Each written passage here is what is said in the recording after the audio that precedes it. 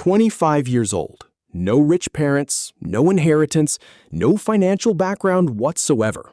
Just a regular guy with a regular job. And one crazy idea. What if I bought a rental property? Everyone around me thought I was making a mistake.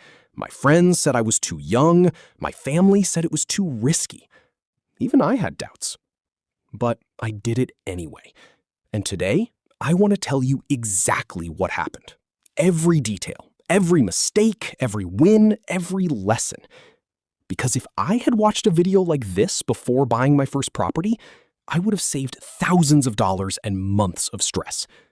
So grab a coffee, sit back, and let me take you through the most important financial decision of my life. This is my story.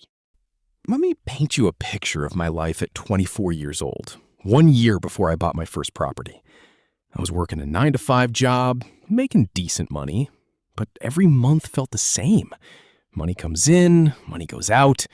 Savings were growing slowly, way too slowly. I kept asking myself, is this it? Is this how the next 40 years of my life look?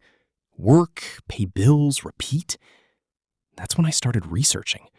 YouTube videos, books, podcasts. I consumed everything I could find about building wealth. And one concept kept coming up again and again: rental properties. The idea was simple. Buy a property, rent it out, collect monthly income, let someone else pay your mortgage. I thought, this sounds too good to be true. But the more I researched, the more I realized this is exactly how wealthy people build wealth. So I made a decision. By the time I turn 25, I will own a rental property. And that decision changed my entire life. Now here's what nobody tells you about buying your first rental property. The preparation is everything. I spent 8 months preparing before I even looked at a single property, and those 8 months made all the difference. Here's exactly what I did. First, I fixed my credit score. When I started, my credit score was around 650. Not terrible, but not great either. I paid down my credit card balances, disputed some old errors on my report, and within 6 months, my score was at 710. Why does this matter? Because a higher credit score means a lower interest rate on your mortgage. Even a 0.5% difference in interest rate can save you tens of thousands of dollars over the life of a loan. Second, I saved aggressively. I needed at least 20% as a down payment for an investment property, so I went into extreme saving mode.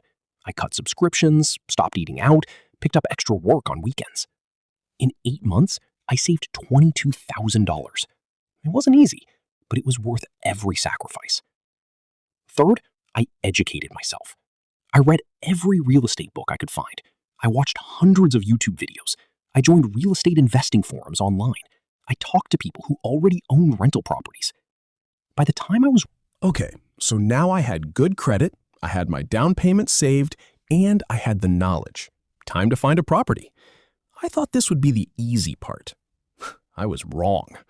I looked at over 40 properties in 3 months. 40!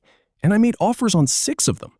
Every single offer either got rejected or the numbers just didn't work. It was frustrating. I started doubting myself. Maybe everyone was right. Maybe I was too young for this. But then, property number 41. A 2-bedroom, 1-bathroom house in a working-class neighborhood.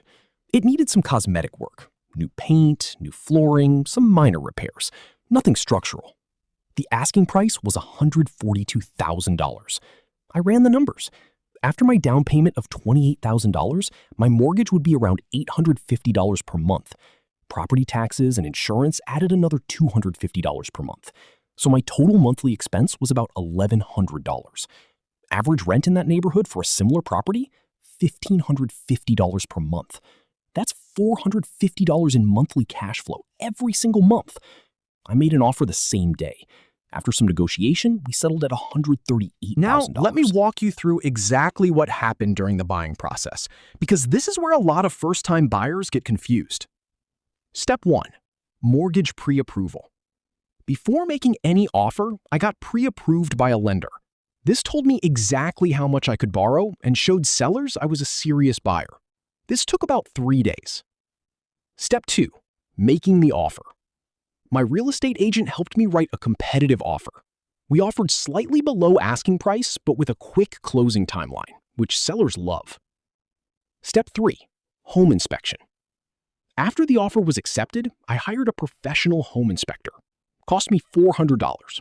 He found a few minor issues, nothing major. But because of his report, I negotiated another $2,000 off the price.